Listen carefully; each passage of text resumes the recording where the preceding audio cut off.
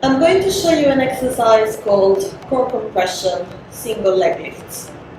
This is a good variation for people who don't have the strength yet to lift both legs at the same time. And it's one of the best exercises to strengthen the hip flexors for skills that are more demanding, such as the L-sit or the strict bar. We're going to start sitting on the floor. We want to create a little bit of anterior pelvic tilt. So we're trying to stick the bum out and create some extension in the lumbar spine.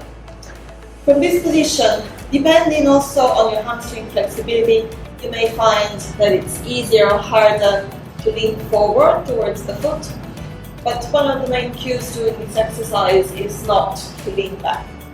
If you're not quite sure and you're afraid that you might lean backwards, then you can do this standing against the wall, try not to touch it, or you can use another object such as a bench. The hands are going to be pressed into the floor, and as we push our hands into the floor, we want to think of grounding the upper back, bringing the sternum in. So we're in this grounded position. And we're going to try and pull the leg back into the hip socket before we lift. So now the leg is relaxed, I'm going to bring it in and then lift.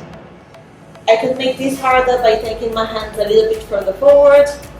So the closer to the ankle, the harder it's going to be.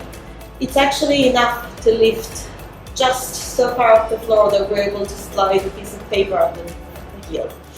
So if I was here, it would be a lot more challenging. I'm rounding, I'm pressing. I'm also creating a little bit of shoulder external rotation to help me lock the elbow. And I'm pressing just enough that I can lift. We're going to do the prescribed amount of reps on one side, then the other, before eventually we can do it with the legs together.